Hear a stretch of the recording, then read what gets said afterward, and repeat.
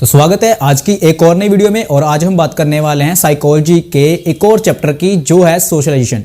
Socialisation एक ऐसा chapter है जो कि ज़रूरी है। क्वेश्चन बहुत ज़्यादा आते हैं इसमें से और पूछा जाता है इसकी इकाइयों के बारे में और कौन कौन से इससे कारक प्रभावित करते हैं, यानी कि आज हम इस पर बात करने वाले हैं। सबसे पहले हम समझ लेते हैं कि सोशलाइजेशन क्या होता है। जैसे कि समाजीकरण एक ऐसी प्रक्रिया है जिसमें मानव समाज द्वारा सीखता है और यही पूरे जीवन निरंतर चलती रहती है, यानी कि आपका सोशलाइजेशन आपके जन्म से लेके मरने तक चलता रहता है, ये बात कहते हैं और यही है। और उसके साथ हमें ये भी पता चलता है कि हमारा सोशलाइजेशन जो होता है, जैसे कि बच्चा समाज में रहकर सीखता है कुछ समाज से, तो उसे हम सोशलाइजेशन कहते हैं। और चीज़ों की बात अगर करें तो समाजीकरण की प्रक्रिया को प्रभावित करती हैं। कौन कौन सी चीज़ें हैं जिससे कि प्रभावित होता है बच्चा अगर उसका सोशलाइजेशन हो रहा हो। तो देखो, सबसे पहला है पालन और पोषण। अगर किसी बच्चे का पालन पोषण एक समाज में अच्छे से नहीं हुआ होगा तो उसके जो समाजीकरण में वो दिक्कत आएगी, तो उसका अच्छे से सोशलाइजेशन नहीं होगा अगर पालन पोषण सही तरीके से नहीं होगा। दूसरा होगा सहयोग। सहयोग की जब हम बात करते हैं कोऑपरेशन, अगर वो भी सही तरीके से ना मिले तो बच्चे का जो समाजीकरण है वो रुक सकता है, दिक्कत आ सकती है उसमें। अनुकरण की जब हम बात करते हैं तो बच्चा जो होता है वो नकल करके सीखता है, लेकिन अगर वो नकल ही ऐसी करे जो कि उसके समाजीकरण या उसके समाज के विरुद्ध हो या फिर सही ना हो, तो उसका जो समाजीकरण है वो भी प्रभावित हो सकता है। यानी कि आप अनुकरण और सहयोग और पालन पोषण को मानते हो। उसके बाद अब फोर्थ बात पर जब आते हो, पुरस्कार एक एवं दंड। अगर सीधी सी बात करें तो पुरस्कार, उसको कोई इनाम देना, उसके बाद दंड यानी कि उसे सजा देना, तो ये भी चीज़ उसके जो सोशलाइजेशन है उसको प्रभावित कर सकती है, क्योंकि ज़रूरी होता है जब बच्चे का समाजीकरण होता है तो कुछ चीज़ें होती हैं जो कि ये हैं, नोट कर सकते हो। क्योंकि एग्जाम में अगर एग्जामिनर पूछता है किन चीज़ों से आपका सोशलाइजेशन प्रभावित होता है, तो आपको कितने ही ऐसी चीज़ें बताई जाती हैं जो कि मेल खाती हों एक दूसरे से। आपको लगता है कि ये इसका आंसर होगा, नहीं, लेकिन ये जो यहाँ पर लिखा है आप इसको नोट कर लो, ये याद कर लो या समझ लो।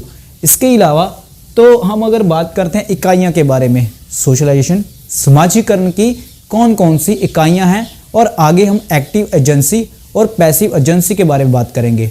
तो पहले हम एक्टिव एजेंसी यानी कि इसकी इकाइयों के बारे में बात करते हैं, इसके एजेंट कौन कौन से होते हैं। जैसे कि ध्यान से देखना वीडियो को, और अगर चैनल पर नए हो तो सब्सक्राइब करना, लाइक करना और शेयर करना। अगर कोई सा भी टीचिंग एग्जाम हो जिसके लिए आप तैयारी कर रहे हो, लाइक सी-टेट जो कि सेंट्रल लेवल का कोई भी एग्जाम हो गया, यूपी-टेट, सी-टेट, और आपके जो स्टेट लेवल के पी-टेट वगैरह वगैरह जो टेट हो गए, टेट के लिए तैयारी, साइकोलॉजी के लिए तैयारी, चैनल को सब्सक्राइब करो। और जैसे कि आप यहाँ पर नोट भी कर सकते हो जो कि समाजीकरण की इकाइयाँ हैं, और इसे हम समाजीकरण के एजेंट्स भी बोलते हैं। जैसे कि परिवार ज़रूरी है, और उसके बाद स्कूल, जिसके बाद हमारे आ जाते हैं टीचर, अध्यापक, और चौथे नंबर पर है मीडिया। तो अगर कोई भी ऐसा क्वेश्चन आता है जहाँ पर इकाइयों के बारे में पूछा जाता है, हाँ सिंपल सा कोई ऐसा क्वेश्चन भी आ सकता है जहाँ पर आपसे कोई एक पूछ ले, तो आप इन चारों में से कोई एक वहाँ पर लिख सकते हैं। हो सकता है चारों के बारे में पूछ ले तो आप चारों को ही आप चुनेंगे, क्योंकि यही प्राइमरी यानी कि एजेंट है और समाजीकरण की इकाइयां हैं। इकाइयां के बारे में पूछे, एजेंट के बारे में पूछे, फैमिली, स्कूल, टीचर और मीडिया। इसके साथ ही हम नेक्स्ट पर अगर बात करेंगे तो मैं ऐसा आपके टॉपिक में ऐसा डिस्कस करता हूं, क्योंकि देखो आसान लगे आपको। तो मैंने पहले आपके सामने समाजीकरण के बारे में बताया क्या था, उसके बाद मैंने इकाइयाँ, और हम तीसरी जब बात करेंगे तो वो एक्टिव और पैसिव एजेंसीज कौन कौन सी होती हैं। अब ये एक्टिव और पैसिव एजेंसी क्या होती है? देखो, एक्टिव एजेंसी वो जहाँ पर बच्चे पर सीधा प्रभाव पड़े, जो कि हो सकती है वो आगे मैं वीडियो बताऊंगा। और जैसे कि पैसिव एजेंसी, अब मैं एक्टिव और पैसिव एजेंसी के बारे में बता रहा हूँ। जैसे कि पैसिव वो होती है जहाँ पर बच्चे पर सीधा प्रभाव नहीं पड़ता, तो आप उसके लिए कोई एग्जाम्पल पुलिस स्टेशन ले सकते हैं, और ज़्यादा जहाँ पर सीधा प्रभाव पड़ता है वहाँ पर आप स्कूल को लिख सकते हैं। तो यहाँ पर भी वैसे स्कूल तो लिखा हुआ है।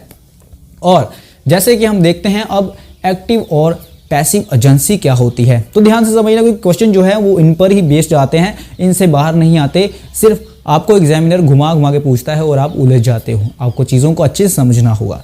तो देखते हैं कौन कौन सी एजेंसीज होती हैं। अब हम बात करेंगे एक्टिव और पैसिव एजेंसी के बारे में। जैसे कि बच्चे के समाजीकरण के मुख्य दो स्तर हैं जिसको हम एक्टिव एजेंसी और पैसिव एजेंसी कहते हैं। अब ये एक्टिव एजेंसी क्या है? एक्टिव एजेंसी जहां बच्चा सक्रिय होता है, एक्टिव होता है और बच्चे पर सीधा प्रभाव पड़ता है। और इनमें कौन कौन सी चीजें आती हैं? जैसे कि परिवार, दोस्त, पड़ोसी और रिश्तेदार, क्लब या स्कूल। इनमें ही आपका जो एक्टिव एजेंसी जहां पर कहते हैं कि सीधा प्रभाव पड़ता है बच्चे के ऊपर। लेकिन जो पैसिव है, जहां पर हम निष्क्रिय एजेंसी जिसे कहते हैं, वहां पर बच्चे पर सीधा प्रभाव नहीं पड़ता। तो ये दोनों में डिफरेंस है। जहां पर सीधा प्रभाव पड़ता है, यहां पर नहीं पड़ता। तो आप उनके नाम से ही आप पहचान लोगे, पुलिस स्टेशन, पुस्तकालय और रेलवे स्टेशन, एयरपोर्ट जैसी चीजों पर यहां पर बच्चे पर सीधा प्रभाव नहीं पड़ता। उसके बाद एक शिक्षक के रूप में कैमरामैन की जगह आप कैमरा पर्सन का उपयोग करना चाहेंगे, यानी कि कैमरामैन हो जाता है। अगर लड़की है तो वो शूट कर रही है तो उसको भी हम कैमरामैन कहेंगे। ये चीज नहीं है, आप उसको कैमरा पर्सन कहोगे। अब ये लड़का लड़की कोई भी हो सकता है। कैमरामैन नहीं, आप कैमरा पर्सन यूज करोगे। जैसे कि कैमरामैन नहीं, कैमरा पर्सन, चेयरमैन नहीं, चेयर पर्सन, यानी कि कोई भी हो सकता है। पर्सन यूज करने से हमें ये होगा कि हम किसी भी तरह का भेदभाव नहीं कर रहे, यहाँ पर दोनों ही बराबर हैं। और अगर कोई लड़की शूट कर रही है तो हाँ, लड़की भी आ जाएगी और लड़का भी। जरूरी नहीं है कि कोई लड़की शूट करे तो उसको हम कैमरामैन बोलें। तो ये चीज यहाँ पर है, आप इनको नोट कर सकते हैं। आप एक्टिव को जहां पर बच्चे पर सीधा प्रभाव पड़ता है वो, और पैसिव को जहां पर बच्चे पर सीधा प्रभाव नहीं पड़ता। उसके एग्जाम्पल्स भी लिख सकते हैं, जैसे कि जहां पर सीधा प्रभाव पड़ता है दोस्त, पड़ोसी, रिश्तेदार, परिवार। जहां पर सीधा प्रभाव नहीं पड़ता पुस्तकालय, स्टेशन और रेलवे स्टेशन। सोशलाइजेशन ऐसी ही चीज है कि समाज में रहकर हमारा विकास होता है। नेक्स्ट वीडियो हम लेके आएंगे CCE। अब ये CCE क्या है ये आपने कई बार नोट किए होगी। जैसे कि CCE है चाइल्ड सेंटर्ड एजुकेशन। अब इस पर वीडियो बनाएंगे, जरूरी है क्योंकि टाइम हमारे पास कम है, तो जरूरी टॉपिक पर ही वीडियो बनाएंगे।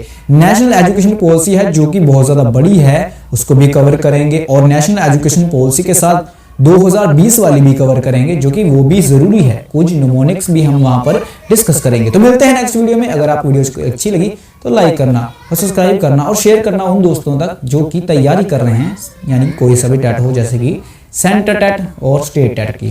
तो मिलते हैं नेक्स्ट वीडियो में।